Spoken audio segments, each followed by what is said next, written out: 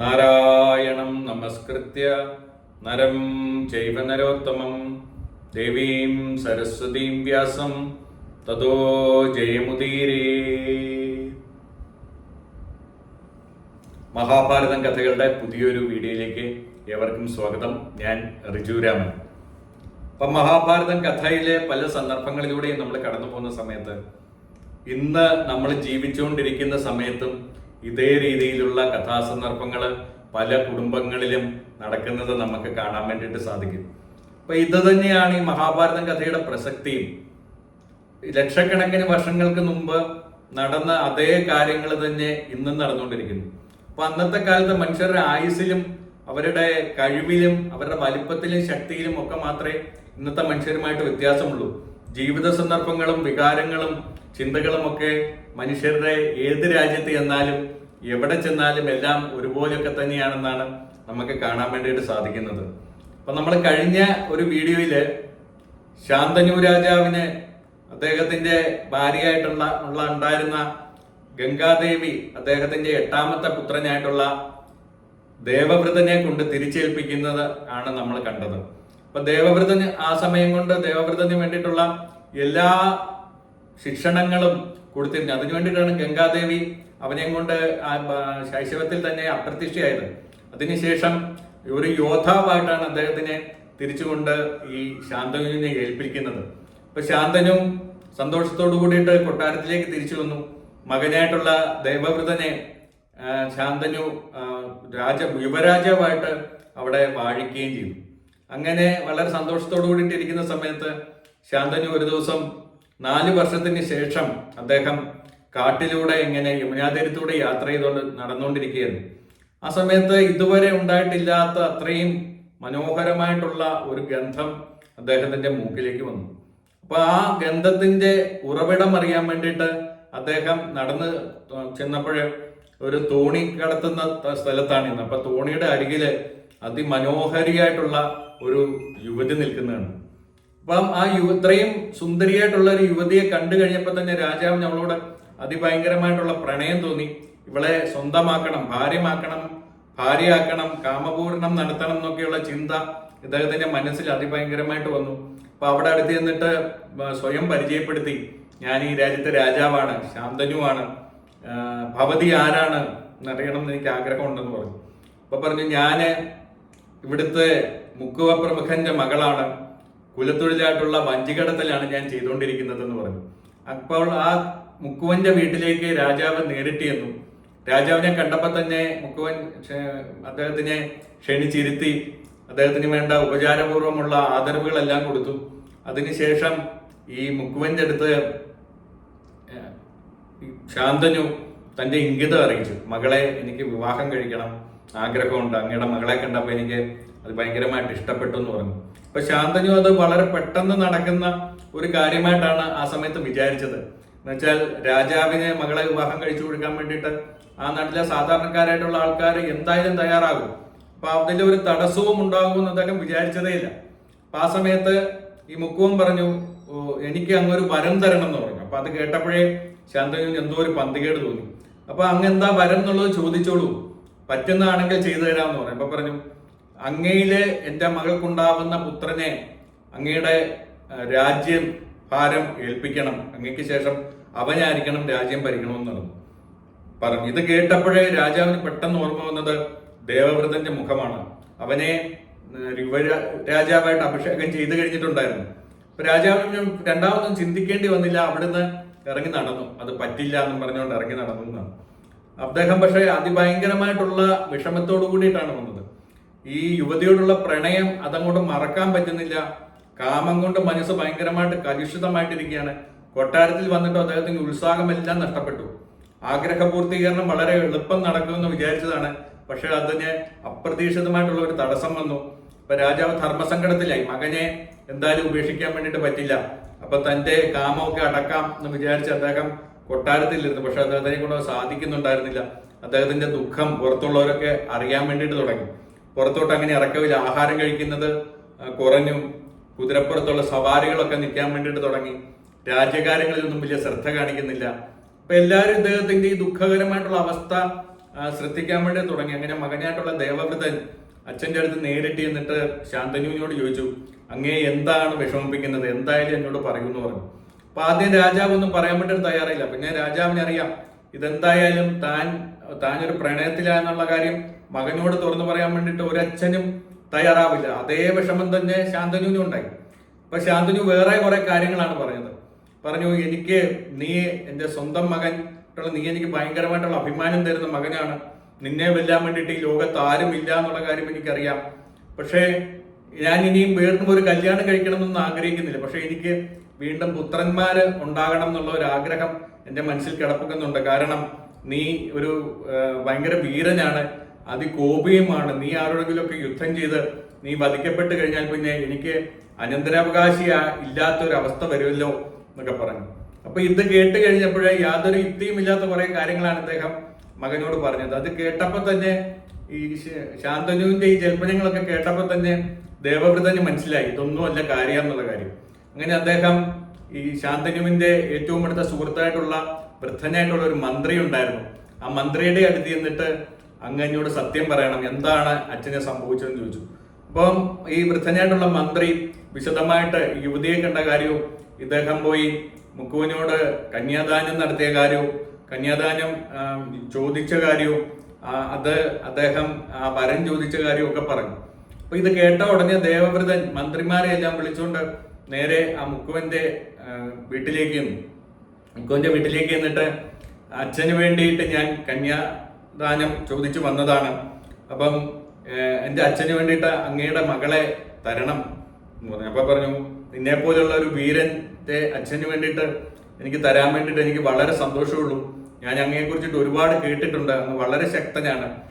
എനിക്കുള്ള ഒരേ ഒരു വിഷമം, ഇവിടെ ഒരു ദേവശ്രിയായിട്ടുള്ള ഒരു ശജീകൻ എന്ന് പറയുന്ന ഒരാൾ എൻ്റെ മോളെ വിവാഹം ആലോചിച്ച് വന്നിട്ടുണ്ടായിരുന്നു. ആ സമയത്ത് ഞാൻ അദ്ദേഹത്തിനെ നിരസിച്ച് പറഞ്ഞു വിട്ടിട്ടുണ്ടായിരുന്നു.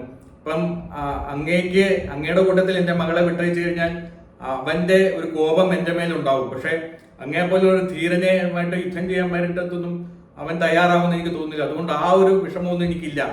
ഈ അച്ഛൻ മോളുടെ എന്താ പറയുന്ന മോളുടെ ആ ഒരു ഡിമാൻഡ് കൂട്ടിക്കൊണ്ടിരിക്കുകയാണ് ശരിക്കും പറയുകയാണെങ്കിൽ.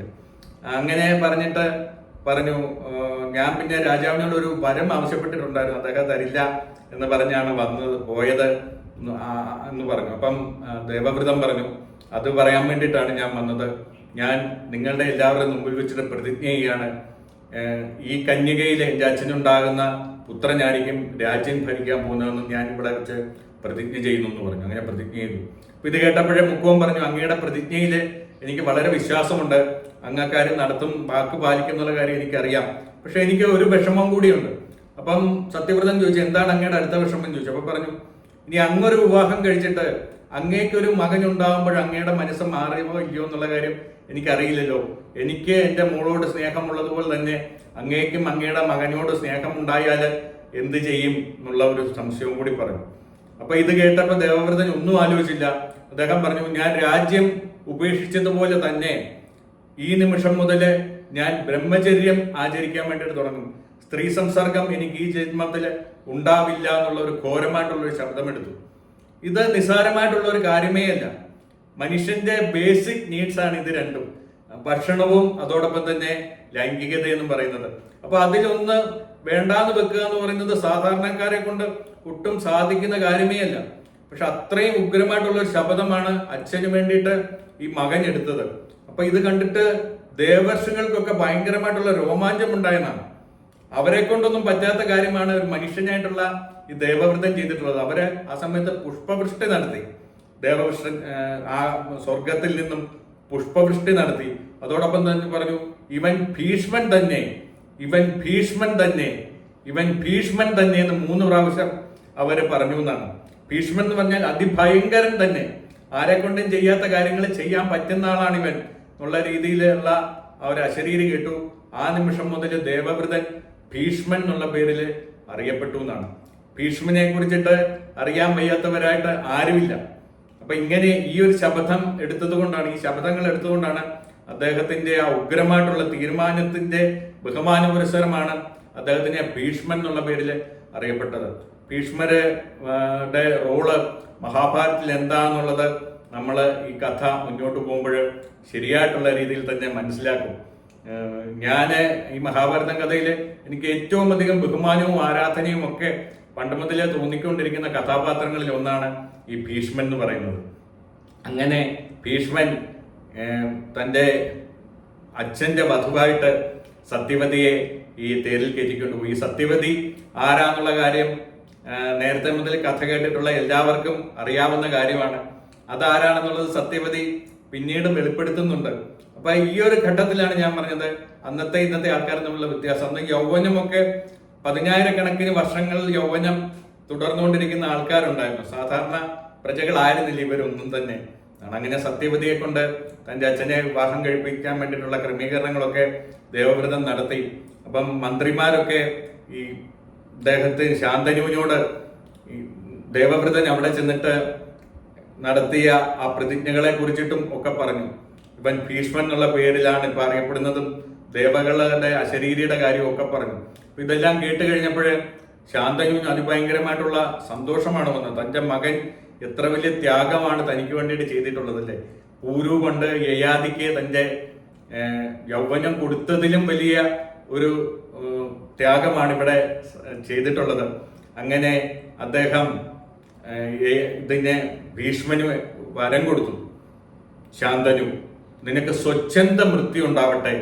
നീ വിചാരിക്കുമ്പോൾ മാത്രമേ നിനക്ക് മരണം ഉണ്ടാവുകയുള്ളൂ, അല്ലാതെ നിന്നെ വധിക്കാൻ വേണ്ടിയിട്ട് ആർക്കും സാധിക്കില്ല എന്നുള്ള ഒരു വരം അദ്ദേഹത്തിന് കൊടുത്തു. അങ്ങനെ സത്യവതിയുമായിട്ട് ശാന്തനു വളരെ സന്തോഷകരമായിട്ടുള്ള ജീവിതം നയിക്കാൻ വേണ്ടിയിട്ട് തുടങ്ങി. അങ്ങനെ അവർക്കൊരു പുത്രനുണ്ടായി. ചിത്രാംഗതൻ എന്നാണ് അവർ പേരിട്ടത്. അവൻ ഭയങ്കര വീര്യമുള്ള ഒരു പുത്രനായിരുന്നു. ഭയങ്കര വീരനായിരുന്നു, ബലവാനായിരുന്നു, ഭയങ്കര ധൈര്യവാനായിരുന്നു. അവനെ ഒരുപാട് യുദ്ധം ചെയ്തു, ഒരുപാട് രാജാക്കന്മാരെയൊക്കെ തോൽപ്പിച്ചു. അവൻ ഏകദേശം യൗവനപ്രായം ഒക്കെ എത്താൻ തുടങ്ങുന്നതിന് മുമ്പ് രണ്ടാമതൊരു പുത്രനും കൂടി ഉണ്ടായി. വിചിത്രവീരൻ എന്നാണ് അവന് പേരിട്ടത്. അവൻ പക്ഷെ കുറച്ച് ദുർബലനായിരുന്നു, ശാരീരികമായിട്ട് അത്ര വലിയ ശക്തിയുള്ള ആളൊന്നും ആയിരുന്നില്ല എന്നാണ്. അങ്ങനെ ഈ ചിത്രാംഗതൻ ഒരുപാട് രാജാക്കന്മാരെയും ഗന്ധർവന്മാരെയും ഒക്കെ യുദ്ധം ചെയ്ത് തോൽപ്പിച്ചുകൊണ്ടിരുന്നു.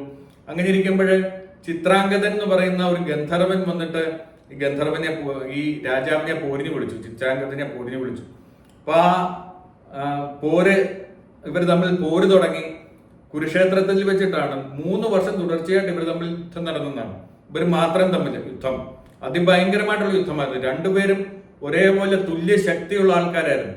തുല്യമായിട്ടുള്ള പേരും തുല്യമായിട്ടുള്ള ബലവും തുല്യമായിട്ടുള്ള ആയുധപാഠവും ഒക്കെയുള്ള ആൾക്കാരായിരുന്നു. ഇവര് 3 വർഷം നിരന്തരമായിട്ട് യുദ്ധം ചെയ്തു. മായാവിയായിരുന്നു കുറച്ചുകൂടെ.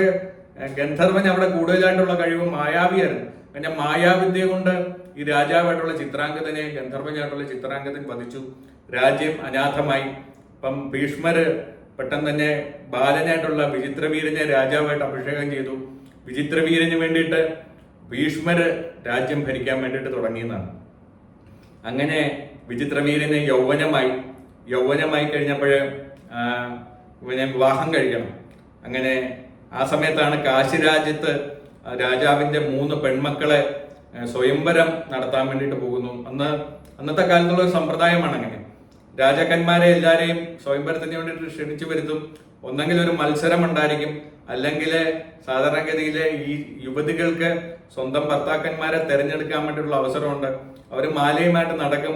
ആരുടെ മുന്നിലാണോ എത്തുന്നത്, അവർക്ക് ഇഷ്ടപ്പെടുന്ന ആൾക്കാരാണ്. ആ ഓരോ രാജാവിന്റെ മുന്നിലെത്തുമ്പോഴും കൂട്ടത്തിലുള്ളവരെ ആ രാജാവിന്റെ ഗുണഗണങ്ങളും അദ്ദേഹത്തിനെ പ്രശംസിച്ച് കാര്യങ്ങൾ പറയാൻ വേണ്ടിയിട്ട് തുടങ്ങും. ആ സമയത്ത് അവരെ കണ്ടിട്ട് ഇഷ്ടപ്പെടുകയാണെങ്കിൽ ഈ രാജകുമാരിക്ക് വരനെ തിരഞ്ഞെടുക്കാം. ആ ഒരു സമ്പ്രദായമായിരുന്നു ഈ സ്വയംവരം എന്ന് പറയുന്നത്. അങ്ങനെ ആ സ്വയംവരം ഉണ്ടെന്നുള്ള കാര്യം ഭീഷ്മര് മനസ്സിലാക്കി. അപ്പം വിചിത്രവീരന് അങ്ങനെ പോകാൻ വേണ്ടിയിട്ടുള്ള ഒരു ശക്തിയോ കാര്യങ്ങളോ ഒന്നും ഇല്ലാത്തത് കൊണ്ട് വിചിത്രവീരന് വേണ്ടിയിട്ട് അവിടുത്തെ സത്യവതിയായിരുന്നു അന്നത്തെ കാരണവത്തി. സത്യവതിയുമായിട്ട് ആലോചിച്ചിട്ട് ഭീഷ്മര് ഒറ്റ തേരില് കാശിരാജ്യത്തേക്ക് പോയി എന്നാണ്. ആ സമയം കൊണ്ട് ഭീഷ്മരെ കണ്ടു കഴിഞ്ഞാൽ വൃദ്ധനെ പോലെയാണ്. പക്ഷേ അദ്ദേഹത്തിന്റെ യുദ്ധ നൈപുണ്യം എന്ന് പറയുന്നത് ആരുമായിട്ടും കിടപിടിക്കാൻ പറ്റുന്ന യുദ്ധ നൈപുണ്യമായിരുന്നു അദ്ദേഹത്തിന് ഉണ്ടായിരുന്നത്. അങ്ങനെ അദ്ദേഹവും പോയിട്ട് കാശിരാജ്യത്ത് പോയിട്ട് ഈ സ്വയംവരത്തിന്റെ രാജാക്കന്മാരൊക്കെ ഇരിക്കുന്നതിന്റെ നിരയില് ഒരറ്റത്ത് മാറിയിരുന്നു. അപ്പൊ ആ മാറിയിരുന്നു കഴിഞ്ഞിട്ട് ഈ ഓരോ രാജാക്കന്മാരുടെ മുമ്പിലേക്ക് ഈ 3 രാജകുമാരിമാരും അംബ, അംബിക, അംബാലിക എന്ന് പറയുന്ന 3 രാജകുമാരിമാര് ഇങ്ങനെ നീങ്ങിക്കൊണ്ടിരുന്നു. അപ്പൊ നീങ്ങിക്കൊണ്ടിരുന്നപ്പോഴാണ് ഒരറ്റത്ത് ഭീഷ്മർ ഇരിക്കുന്നത് കണ്ടത്. അപ്പോൾ ഒരുപാട് രാജ്യത്തു നിന്നുള്ള രാജാക്കന്മാരൊക്കെ വരുന്നുണ്ട്. അവരൊക്കെ ഈ ഭീഷ്മരെ കുറിച്ചിട്ട് കേട്ടിട്ടുമുണ്ട്. അപ്പൊ അവരെല്ലാരും കൂടെ ഭീഷ്മരെ അതിഭയങ്കരമായിട്ട് കളിയാക്കാൻ വേണ്ടിയിട്ട് തുടങ്ങി. ഇയാള് എന്തൊരു വലിയ കപടനായിട്ടുള്ള ഒരാളാണ്, നോക്കൂ, വിവാഹം കഴിക്കുന്നില്ലെന്നും പറഞ്ഞുകൊണ്ട് ഈ വയസ്സാം കാലത്ത് ഈ സുന്ദരിമാരെ വിവാഹം കഴിക്കാൻ വേണ്ടിയിട്ട് വന്നിരിക്കുകയാണ്.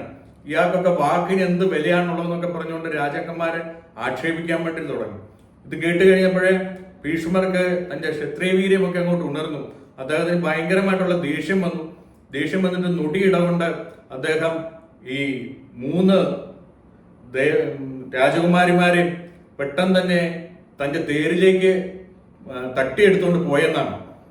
അതിശക്തനായിരുന്നു അദ്ദേഹം. 3 രാജകുമാരിമാരെ അദ്ദേഹം തേരിലേക്ക് എടുത്ത് കയറ്റിയിട്ട് അദ്ദേഹം പറഞ്ഞു, സ്വയംവരത്തിലെ ഇങ്ങനെയൊരു കാര്യം കൂടി ഉണ്ട്, നമുക്ക് ശക്തി തെളിയിച്ചിട്ട് അവിടുന്ന് രാജകുമാരിയെ കൊണ്ടുവരാൻ വേണ്ടിയിട്ട് പറ്റും, അത് ധർമ്മമാണ്.